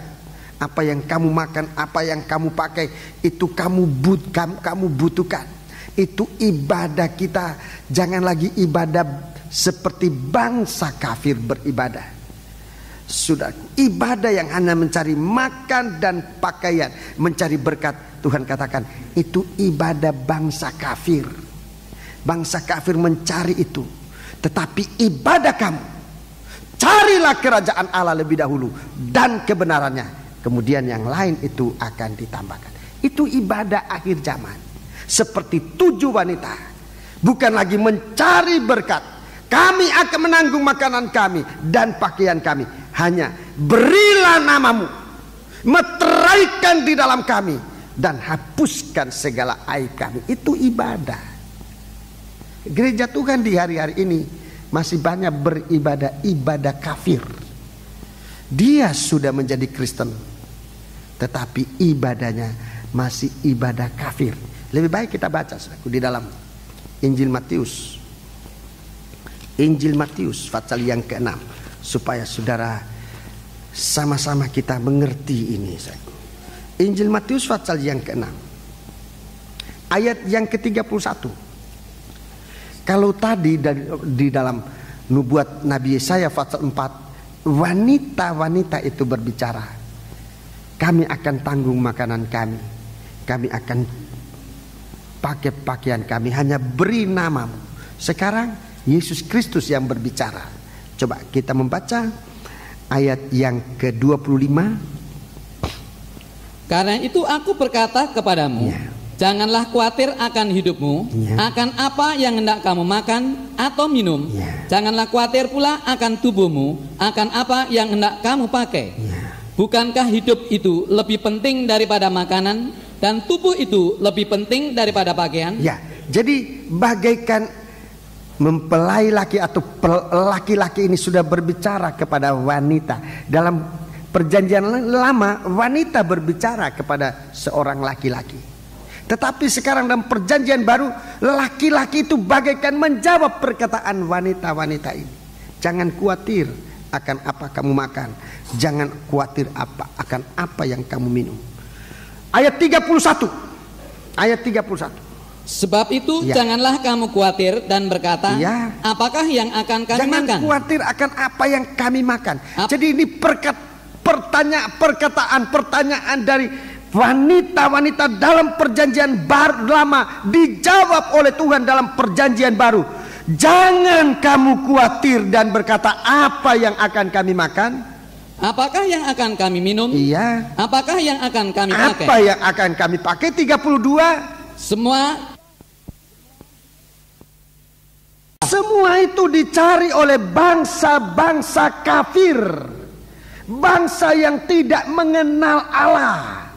Jangan kita pikir kita sudah beribadah, tetapi setelah diukur oleh Tuhan dengan iman, perlu apa kita datang kepada Tuhan? Tuhan katakan, kamu datang kepadaku tapi tidak menerima meterai, sebab ibadah ini ibadah cara kafir. Ini dicari oleh orang-orang kafir. Terus, akan tetapi Bapamu yang di surga tahu bahwa kamu memerlukan semuanya itu. Kamu perlu makan, kamu perlu pakai. Jadi bukan itu tujuan ibadah. Kalau ibadah kita tujuannya untuk itu, ibadah kita sudah gagal. Jangan pikir sudah maju karena kita mempunyai uang banyak, lalu menjadi sombong dengan berkat-berkat secara jasmani. Jangan pikir ibadah kita sudah maju, kita justru ketinggalan. Sebab sudah beribadah tapi kualitasnya sama dengan orang kafir. Sekali lagi, perkataan ini bukan mengatakan saudara tidak usah diberkati. Diberkati oleh Tuhan, tapi bukan itu tujuan ibadah. Tujuan ibadah supaya kita dimeteraikan oleh Tuhan dengan namanya. Berikan kami namamu, di dalam nama kami supaya aib ini keluar dari kami. Carilah dulu, ayat 33. Tetapi carilah dahulu kerajaan Allah. Carilah dahulu kerajaan Allah dan kebenarannya. Dan kebenarannya. Maka semuanya itu akan ditambahkan kepadamu. Terus? Sebab itu janganlah kamu khawatir akan hari besok. Karena hari besok mempunyai kesusahannya sendiri. Kesusahan sehari cukuplah untuk sehari. Cukuplah untuk sehari. Kesusahan hari ini cukup untuk hari ini. Jangan ditabung untuk besok, apalagi untuk tahun depan. Kesusahan sehari cukup untuk sehari. Jadi sudah kita lihat, kalau kita ini mendapat kesempatan diterima oleh Tuhan, istilahnya tadi dicangkokkan, harusnya ditempelkan pada pokok yang benar. Itulah Yesus Kristus. Biarlah kita memuji Tuhan. Biarlah kita bersyukur dalam kita diberikan oleh Tuhan, bisa percaya. Tidak semua orang bisa menerima itu. Tidak semua orang bisa percaya. Tapi kalau kita sekarang mendapat kemurahan, kita harus bersyukur kepada Tuhan. Jangan iman ini, jangan kemurahan Allah dalam bentuk iman, dalam bentuk penyucian dan pengharapan kasih Allah dalam kita, dibiarkan begitu saja. Biar kita menerima ini sungguh-sungguh. Saudaraku, perhatikan, kalau ada yang ditempelkan, berarti ada yang dipotong. Ada carang yang dipotong. Kalau ada carang yang ditempelkan, berarti ada carang yang dipotong. Sekarang kita mau bicara carang yang dipotong, supaya kita melihat, jangan-jangan kita nanti malah dipotong. Kalau Tuhan yang memotong, tidak ada orang yang bisa menempelkan kembali. Kita kembali dalam kitab Wahyu pasal yang ke-6 ini. Saya masih mohon kesabaran saudara untuk mengikuti firman Allah ini. Dalam 4 ayat yang kita sudah baca dari ayat 5 sampai ayat 8, kita menemukan nama yang ditempelkan, itulah Manase. Kita sudah mendengar tadi, Manase ini ditempelkan oleh Tuhan, dimeteraikan oleh karena dia diakui oleh Tuhan menjadi anak-anak, menjadi anaknya Ibrahim, menjadi anaknya Yakub, menjadi orang Israel. Sekarang saudara hitung, saudara lihat, sebuah nama tidak disebutkan di sini. Nama dari Bani Israel yang tidak disebutkan. Dari nama yang tidak disebutkan, dari 12 nama, 1 nama tidak disebutkan, yaitu Dan. Dan tidak disebutkan. Nama Dan itu tidak disebutkan. Tentu ada sebabnya. Dan ini secara jasmani dia adalah keturunan atau benih dari Israel. Dia anak dari Yakub dengan istrinya, saudara-saudaraku, yang sebetulnya bukan istri tapi dari gundiknya, yang namanya Bilha. Dalam kitab Kejadian pasal yang ke-29, kitab Kejadian pasal yang ke-29, kitab Kejadian pasal yang ke-29, nama ini disebutkan. Di sana kita menemukan nama ini. Jadi di situ Dan tidak disebutkan dalam perjanjian baru. Dalam perjanjian lama pasal 30, ya, pasal 30 sebetulnya kita baca dari pasal 29 ayat 31 sampai dengan pasal 30 ayat 24. Ini seluruh bagian ini kita menemukan, tapi kita baca beberapa ayat saja dari bagian ini. Ayat 1, mulai ayat 1. Kejadian 30 mulai ayat 1 sampai dengan ayat yang ke-6. Ketika dilihat Rahel bahwa ia tidak melahirkan anak bagi Yakub, cemburulah ia kepada kakaknya. Garis bawahi perkataan cemburu, sebab ini bertahan sampai hari ini perkataan ini. Terus cemburulah ia kepada kakaknya itu, lalu berkata kepada Yakub, berikanlah kepadaku anak, kalau tidak aku akan mati. Maka bangkitlah amarah Yakub terhadap Rahel dan ia berkata, akukah pengganti Allah yang telah menghalangi engkau mengandung? Kata Rahel, ini Bilha, budakku perempuan, ambililah dia supaya ia melahirkan anak di pangkuanku, dan supaya oleh dia aku pun mempunyai keturunan. Maka mempunyai keturunan, perhatikan, mempunyai keturunan, supaya aku pun mempunyai keturunan. Terus maka diberikannya lah Bilha budaknya itu kepada Yakub menjadi istrinya, dan Yakub menghampiri budaknya itu. Bilha mengandung lalu melahirkan seorang anak laki-laki bagi Yakub. Berkatalah Rahel, Allah telah memberikan keadilan kepadaku, juga telah didengarkannya permohonanku, dan diberikannya kepadaku seorang anak laki-laki. Itulah sebabnya ia menamai anak itu Dan. Menamai anak itu Dan. Inilah Dan. Lahir, tapi tidak menurut rencana Allah. Dan lahir tidak seperti yang lain-lain lahir. Tidak seperti Ruben lahir, tidak seperti Simeon lahir. Ruben lahir dari benih yang lain. Saudaraku, kalau kita lihat kelahiran pertama, Ruben, Simeon, Lewi sampai dengan Yuda, semua ini ada kaitannya dengan Tuhan. dengan benih ilahi. Dalam Bible Study kita sudah mendengar supaya kita dilahirkan dari benih ilahi. Untuk menjadi milik Tuhan, kita harus dilahirkan dari benih ilahi. Yesus dari benih Roh Kudus. Roh Kudus yang dikandung di dalam rahim dari Maria. Lahir seorang anak, disebutkan Yesus, yang menjadi juru selamat, mengampuni segala dosa umatnya. Yesus firman menjadi manusia. Yohanes 1 ayat 1 dan 14. Yesus itu lahir dari kasih Allah. Itu benih ilahi. Kita pun demikian. Kita juga harus dilahirkan dari roh. Yohanes pasal 3. Demikianlah orang-orang yang lahir dari roh, seperti Yesus juga lahir dari roh. Kita juga harus lahir dari firman Allah. Sebab kamu sudah dilahirkan bukan dari benih yang akan fana, tapi benih yang tidak akan binasa oleh firman Allah. 1 Petrus 1 ayat 23 dan 24. Lahir dari benih. Ini nanti orang-orang yang dimeteraikan oleh Allah.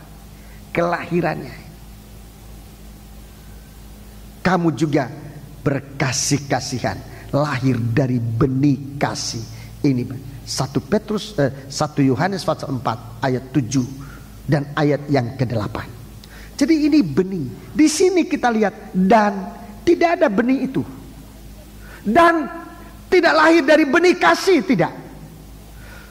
Tapi di sini katakan Yakub amarah.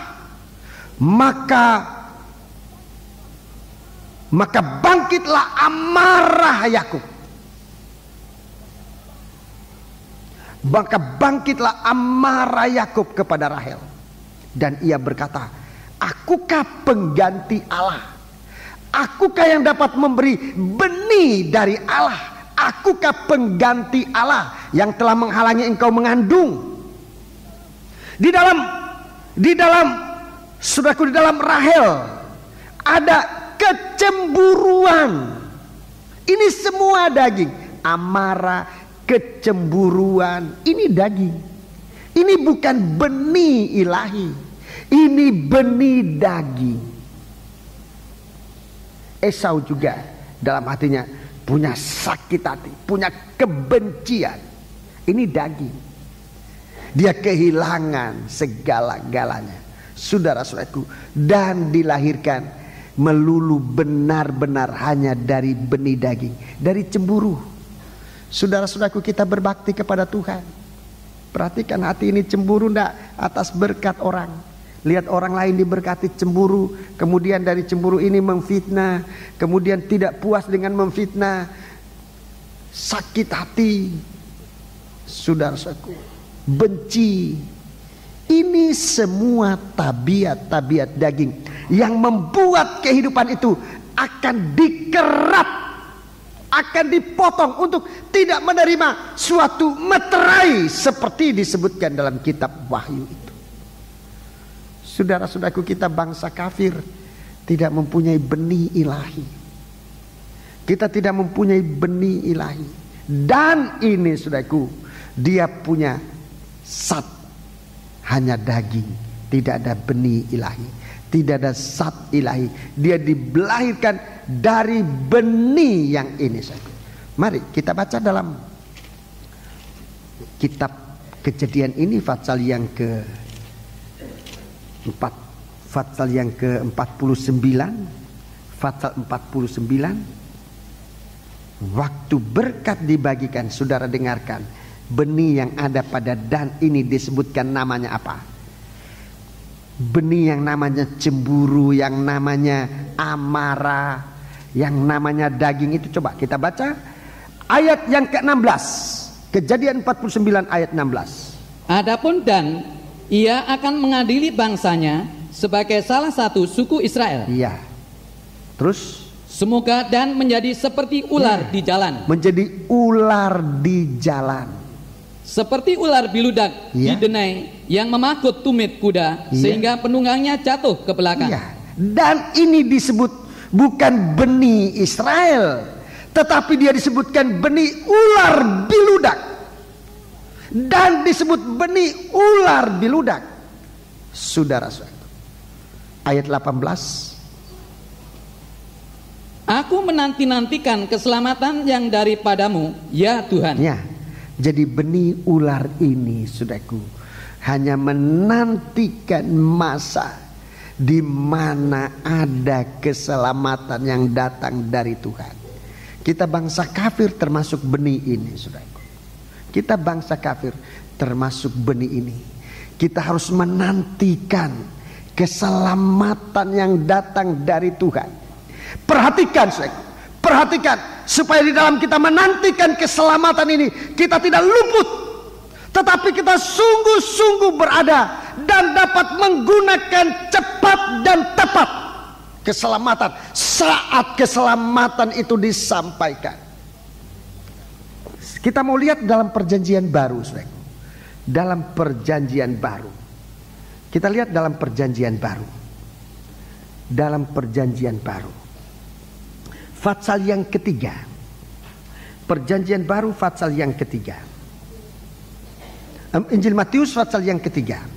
Injil Matius fatsal yang ketiga. Dalam perjanjian baru Injil Matius fatsal 3. Ayat yang ketiga. Atau ayat 1 mulai. Pada waktu itu tampillah Yohanes Pembaptis di padang gurun Yudea dan memberitakan, bertobatlah sebab kerajaan surga sudah dekat. Bertobatlah sebab kerajaan Allah sudah dekat. Ini keselamatan sudah dekat. Terus, sesungguhnya dialah yang dimaksudkan Nabi Yesaya ketika ia berkata, ada suara orang yang berseru-seru di padang gurun. Ada suara. Jadi ini orang yang paling besar, tetapi Alkitab mengatakan dia itu hanya suara. Di dalam Injil Yohanes mengatakan hanya seperti angin. Kamu dengar suaranya. Kamu dengar suaranya. Tetapi kamu tidak tahu dari mana ia datang dan kemana ia pergi. Ini suara. Hanya ada suara dalam Injil Yohanes pasal 3 ayat yang ke-8. Orang yang lahir dari roh ini hanya seperti angin. Kamu dengar suara. Di sini ada suara yang berseru di padang gurun. Terus, persiapkanlah jalan untuk Tuhan, luruskanlah jalan baginya. Ini berita keselamatan yang dinantikan oleh benih ular biludak. Suara ini yang dinanti-nantikan oleh benih ular biludak. Aku menanti-nantikan keselamatan yang daripadamu, ya Allahku. Sekarang suara itu bertiup. Suara di padang belantara berseru, persiapkan jalan bagi Tuhan. Kemudian baca ayat terus. Yohanes memakai jubah bulu unta dan ikat pinggang kulit, dan makanannya belalang dan madu hutan. Terus, maka datanglah kepadanya penduduk dari Yerusalem, dari seluruh Yudea dan dari seluruh daerah sekitar Yordan. Lalu sambil mengaku dosanya, mereka dibaptis oleh Yohanes di sungai Yordan. Iya, mereka dibaptis di sungai Yordan. Menanti-nantikan keselamatan yang didahului dengan suara orang berseru-seru di padang gurun. Persiapkan jalan untuk Tuhan. Terus 7. Tetapi waktu ia melihat banyak orang Farisi dan orang Saduki datang untuk dibaptis, dengarkan, berkatalah ia kepada mereka, hei kamu keturunan ular biludak. Hei kamu keturunan ular biludak. Hei kamu keturunan ular biludak. Siapakah yang mengatakan kepada kamu bahwa kamu dapat melarikan diri dari murka yang akan datang? Ular biludak yang mendengar suara keselamatan. Ular biludak yang menanti-nantikan keselamatan daripada Tuhan. Dan ular biludak, kita bangsa kafir, ular biludak yang menanti-nantikan keselamatan dari Allah.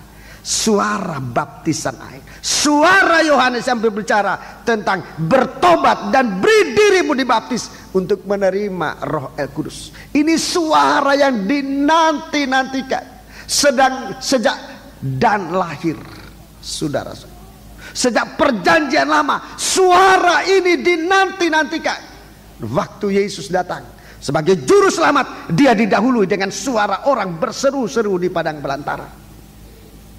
Hei kamu keturunan ular biludak, Siapa yang mengatakan kepadamu bahwa kamu dapat melarikan diri dari murka yang akan datang? Dalam kitab Wahyu pasal 16 kita lihat murka itu yang akan jatuh atas daging, akan menghajar daging ini habis-habisan, saudara. Yang tidak mau percaya dan tidak mau bertobat, yang tidak mau dirubah, yang tidak mau dilahirkan baru menjadi menerima benih ilahi untuk menerima meterai Allah pada dahinya.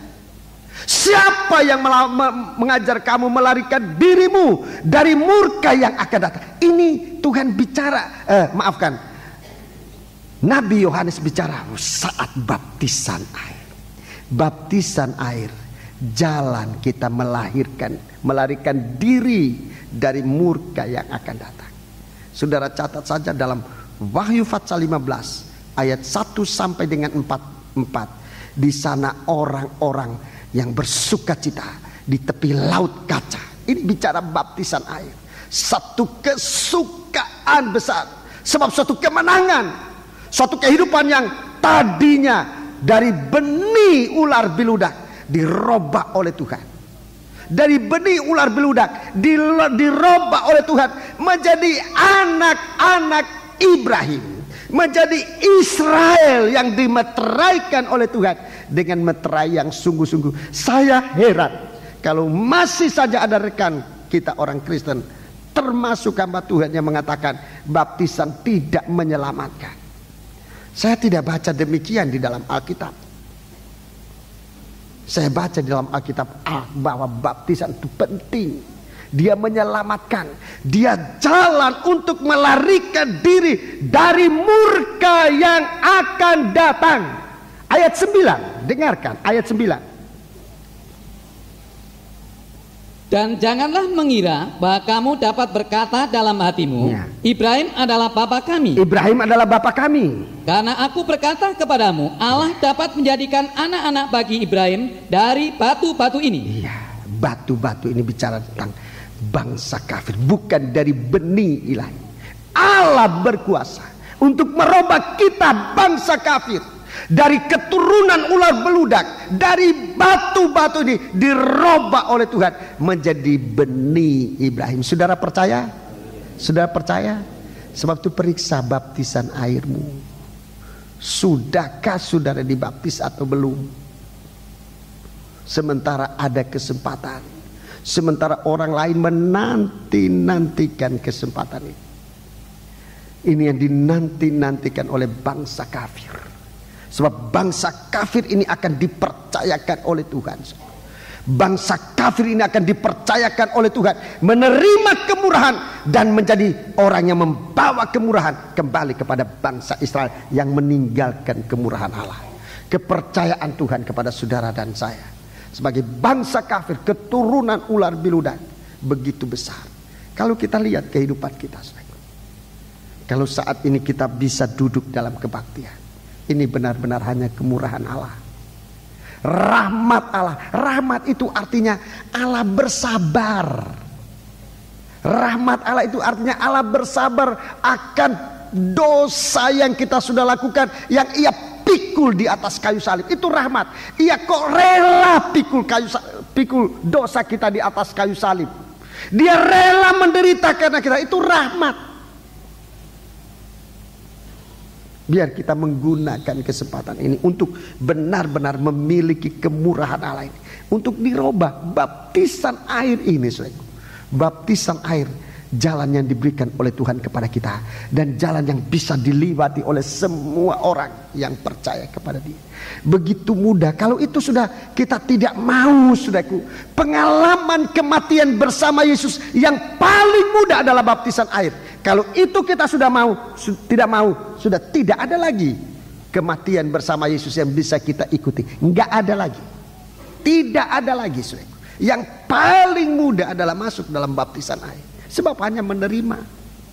Kalau menerima aja kita tidak mau, jangan bicara dengan yang lain-lain. Kita tidak bisa lakukan itu. Sebab itu mari berpikirlah dan bukalah telinga dengan baik-baik. Suara orang berseru di padang gurun, persiapkan jalan untuk Tuhan, luruskan jalan baginya.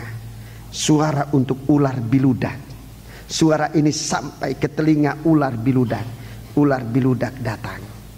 Dalam ular biludak ini ada orang Israel, ada orang kafir. Orang Israel itulah orang Parisi. Orang kafir itu adalah orang Saduki. Dua-dua, saudaraku. Dan dengan bangsa-bangsa kafir sama mendapat kesempatan untuk diselamatkan lewat baptisan air. Kemudian dari sekian banyak orang Israel yang tidak percaya, dalam Kisah Rasul pasal 2 mendengar berita suara yang sama seperti ini, mendengar suara firman Allah, mendengar berita keselamatan, mereka datang dan bertanya, Tuan dan saudara-saudara, apa yang harus kami perbuat? Bertobat dan berikan dirimu dibaptiskan. Manase itu artinya, aku melupakan segala kesukaranku dan rumah Bapakku. Aku putuskan hubungan dengan setan. Aku lupakan segala dosa-dosa yang lalu. Jangan kembali kepada dosa itu. Masuk dalam baptisan air dan menanti-nantikan keselamatan. Sebab itu saudara, kemari, jangan dosa ini dipeliharakan. Ibadah kita jangan benih daging yang ada, kecemburuan, amarah dan sebagainya. Tapi biar kita datang kepada Tuhan. Kita bangkit berdiri. Haleluya. Sebuah nyanyian kita bangkit berdiri dan kita menyanyikan nyanyian.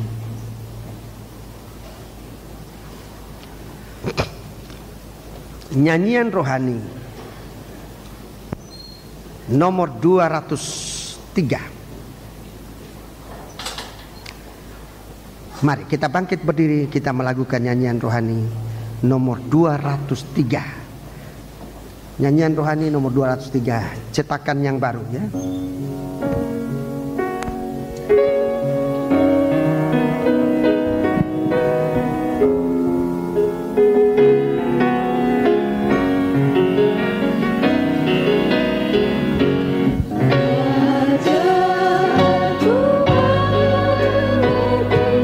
Ajarku mengerti rencana keselamatan sampai pada penyempurnaan Allah.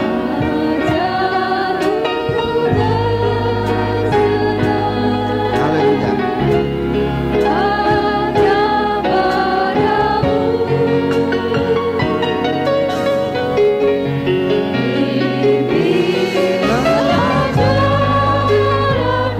Haleluya.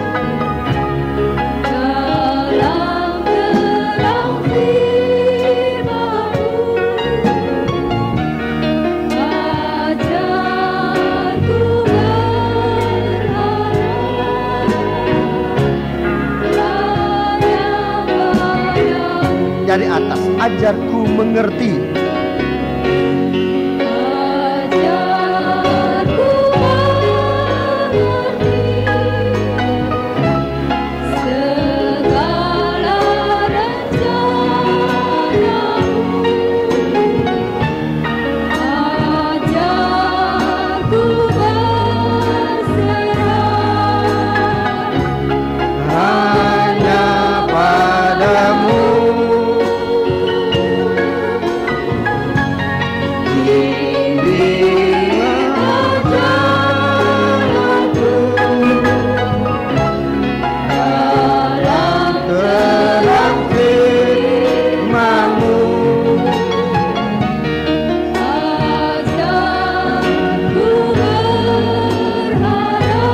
Haleluya. Kor.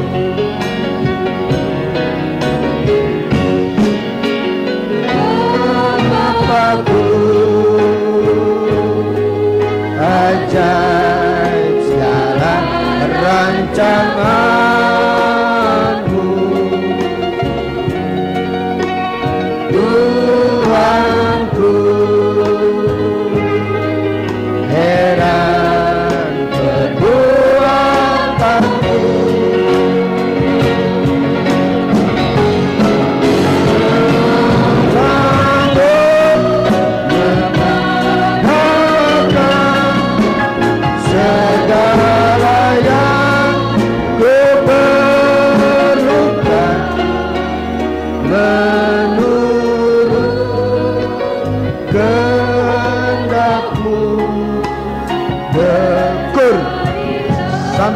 kita menyerahkan diri pada Tuhan.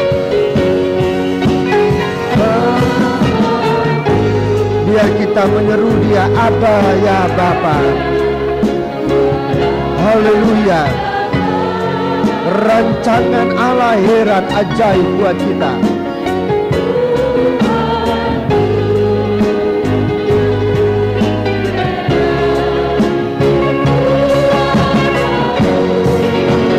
Segala cacat celah kita, haleluya, dalam pribadi kita, dalam nikah kita, dalam ibadah, dalam pelayanan kita, Tuhan mampu untuk menghapuskan. Begitu cap meterai Tuhan dalam kita dilekatkan. Haleluya. Ajarku mengerti, ucapkan kata-kata ini. Seringkali kita tidak mengerti rencana Allah dalam pengalaman-pengalaman yang kita alami. Banyak kali mata kita tidak melihat rencana Allah dalam kita. Tapi pagi hari ini kita berseru, dalam setiap pengalaman, ajarku mengerti rancangan-Mu Tuhan. Haleluya. Haleluya. Bimbinglah jalan